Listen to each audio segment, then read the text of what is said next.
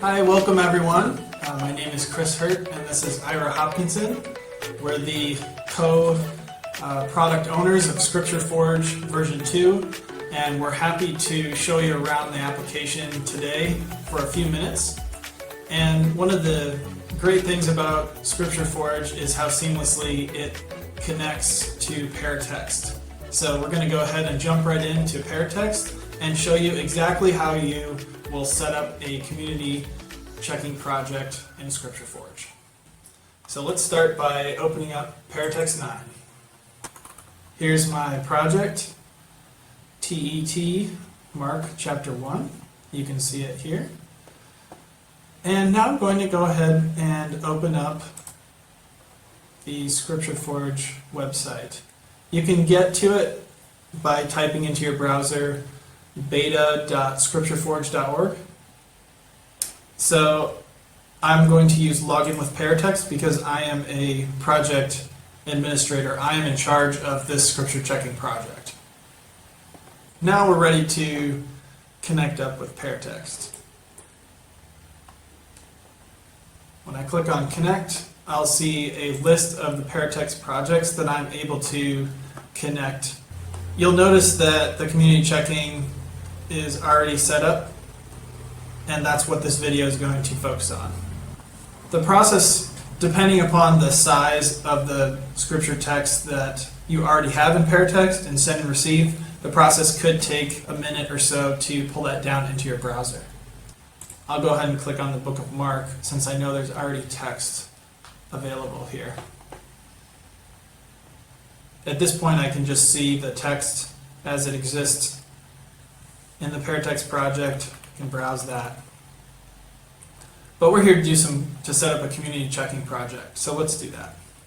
Ira, what's the first thing I should do to set up a community checking project? We need to go to the overview page Right. for community checking. And we want to add a question in. Okay. So you'll see on this bar here, this is where the community checking options kind of fall underneath here. And the overview is the first place. So we're going to click on Add Question. Alright, our first question is going to be for Mark chapter 1, verse 1. Alright. Why do you think they called this good news? And we'll go ahead and record the audio for this question as well. Click on that. It's going to ask me to use my microphone. Why do you think they called this good news? All right. Why do you think they called this good news? Looks like I need to try again. Why do you think they called this good news?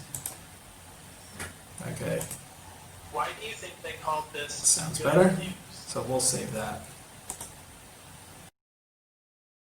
So you'll see now that I've added a question, the Book of Mark shows up here on the sidebar, and we can see the first question showing up in the text. It's highlighted and underlined with a question indicator. Other things to notice on this screen, we've got the text size that we can adjust in case your Thai reading isn't, if you need a bigger font to see that. There's also an Add Question button right here from the chapter view. One of the feature requests that we've had as we've been developing this is this needs to be localized into various languages. So you'll notice so far we just have Spanish here in the UI, but we have several more languages that are being translated currently and will be available shortly. If I change the UI to Spanish, you'll see that these key labels and titles are all translated or localized. So that's available now. So we'll go back and continue adding questions.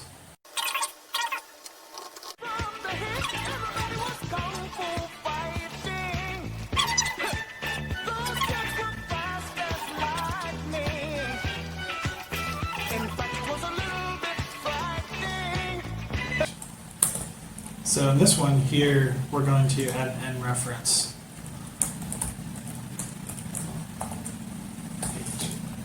So this question spans 3 verses.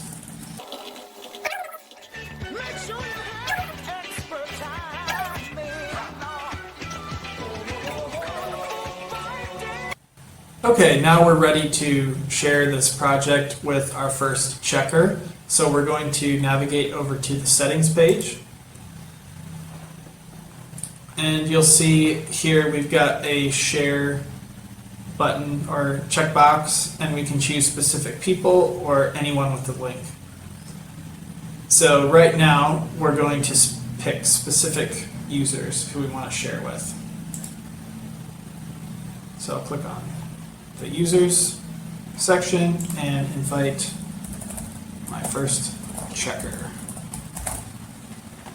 Send them an email. All right, we can see that the invite shows up down here. And I'll invite my second checker. All right, and we will come back shortly after these checkers have filled in and answered the questions, and we'll resume from there. Okay, welcome back. We now have some answers to our questions that our 2 checkers have answered. So let's go ahead and take a look at those now. First question, why do you think they called this good news? So checker number 1, the good news is for everyone in every language. Okay, if I'd like to add a comment, maybe ask for clarification, and say, yeah, or maybe affirmation. Thank you for your feedback. I can jump around either on the question list here to see answers, or I can even click on the verse where that question is appearing. So here's one. Where did John appear and start his public ministry? Can you clarify the location where John started?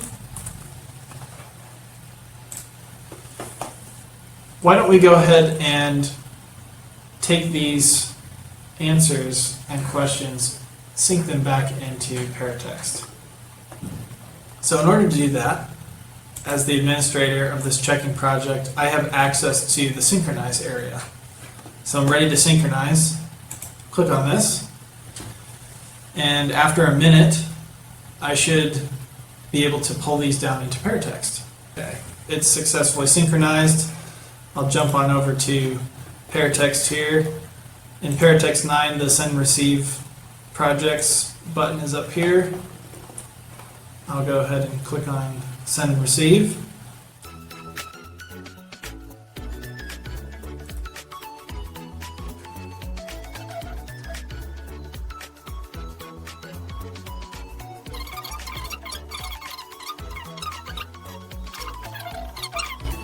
Okay, great. The Send and Receive is finished in Paratext 9. I can see that there were some notes added to the project, and those notes are showing up here in Paratext as little red flags. I can see both the question and the answer put here.